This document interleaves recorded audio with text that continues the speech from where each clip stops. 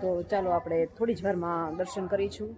સરસ મજાનું મંદિર છે, તમે તો એ મંદિર તમને બતાવું છું. જોજો જો સરસ મજાના હાથી છે.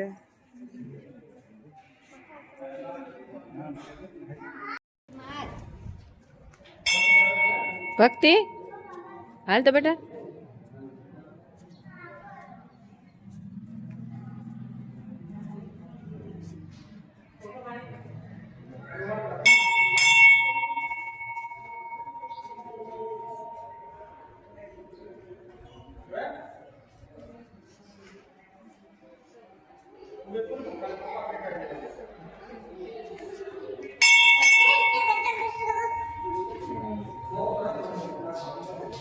જો હનુમાન દાદા છે સરસ મજાના. જય શ્રી હનુમાન દાદા.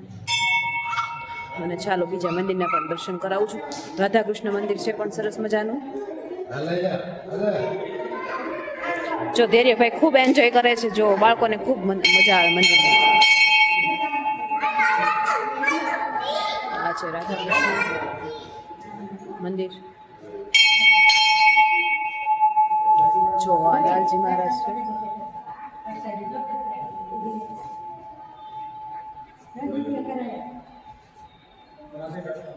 અને આ છે રામ, લક્ષ્મણ અને જાનકી.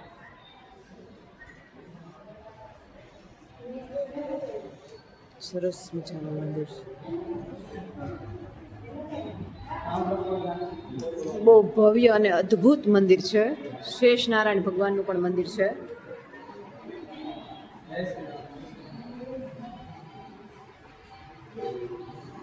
અને રામેશ્વર મહાદેવનું પણ સરસ મજાનું મંદિર આવેલું છે અહીંયા.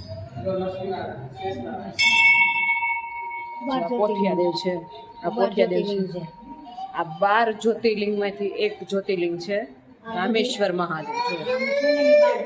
હું છે જે કરું, જે કર્યું દીકરા તે જે કર્યું તું જે કર લે દીકરા. જે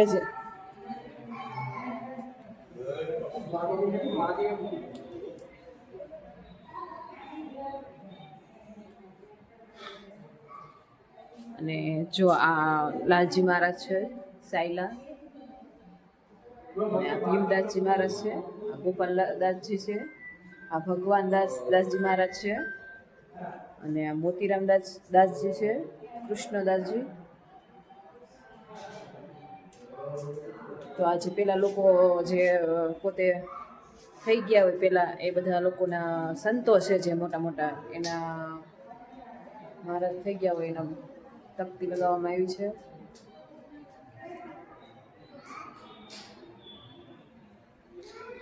તો મંદિર ભવ્ય અને સુંદર આકર્ષક મંદિર છે જે આપણા ગુજરાતમાં આવેલું છે. જો અંદરનો પણ નજારો કંઈક સરસ મજાનો છે. જો સરસ મજાનો નજારો છે. એક જ મિનિટ.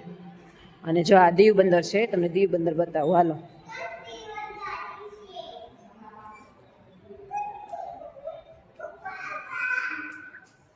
જો આ દીવ બંદર છે.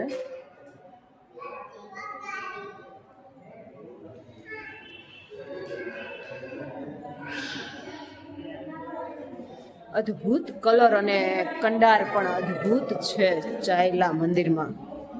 જો એકથી આપણને આંખોને અને દિલને ગમે તેવું છે. અને દેવીઓ પણ કંડારેલી છે. ક્યાં છે રાધા? હા, એ તો કંડાર તો તમે જોવો એકવાર. હા, કંડાર પણ બહુ અદ્ભુત છે. જો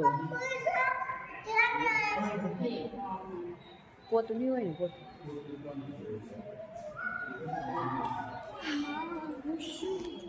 તો ગાઈ શ્રદ્ધાળુ બહુ આવે છે અહીંયા પગે લાગવા માટે. અને અહીંયા આવીને મનને પણ બહુ જ શાંતિ થતી હોય છે. કારણ કે મંદિર વસ્તુ એવી છે કે આપણે દિલ અને મનને ઠંડક મળતી હોય છે. તો બહુ અદ્ભુત મંદિર છે અને દર્શન કરવાની બહુ જ મજા આવી છે.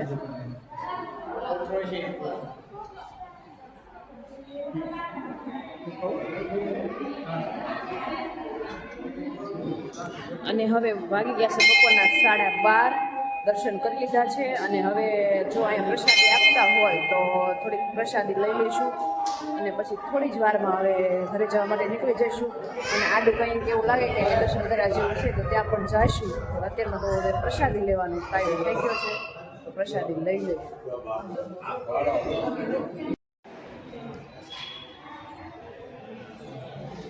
લાલજી મહારાજ અને રાધા કૃષ્ણ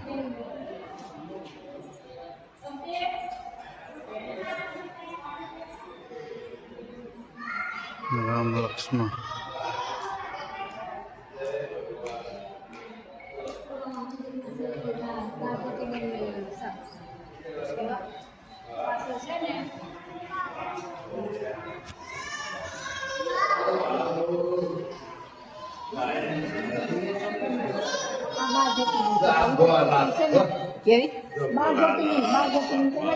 શ્રી ગણપતિ બાપા પણ છે જો.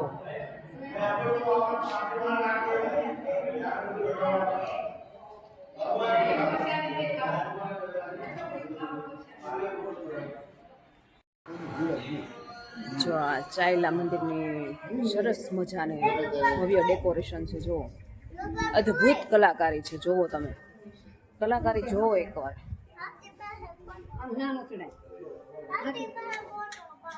હા તો ગાઈસ તડકો ફૂલ થઈ ગયો છે અને હવે ભોજનાલય તરફ પ્રસાદી લેવા માટે જઈશું.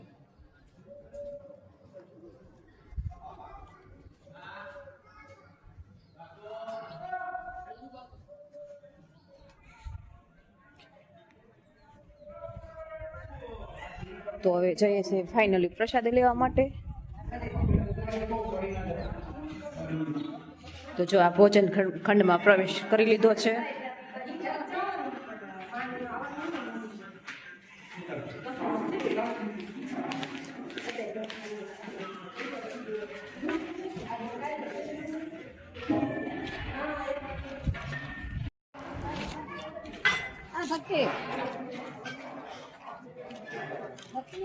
જો આ ભોજનશાળા છે. જો આત્રાઓ ભોજન કરે છે, પ્રસાદી લે છે.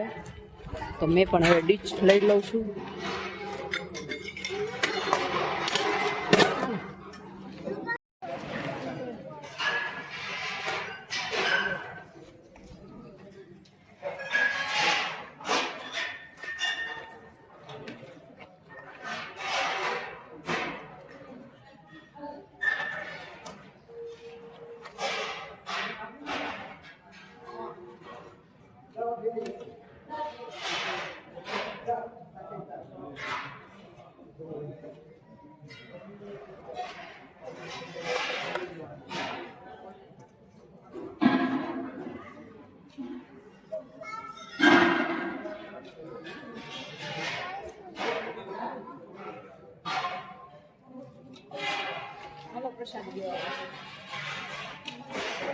જો પ્રસાદી જોવું જો ગાડી પછી ફોન આવું જગ્યા બહુ જાય છે. આપણે આ મંદિર ને આ જૂનું મંદિર છે.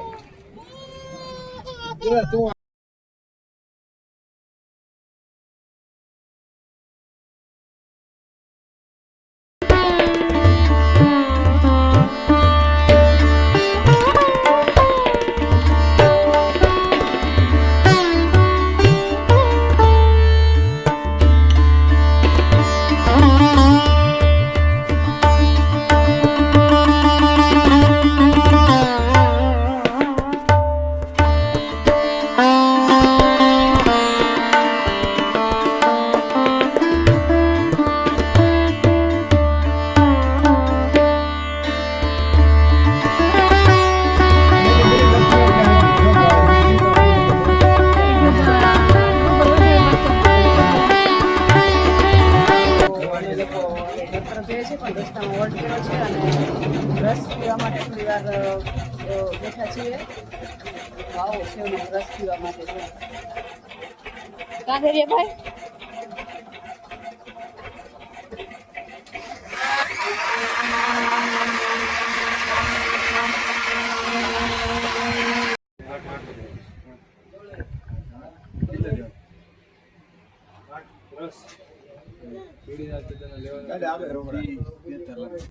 જે કંઈ કરવું તે ભગવાનને સ્વામિનારાયણ ભગવાન ઘનશ્યામ મહારાજ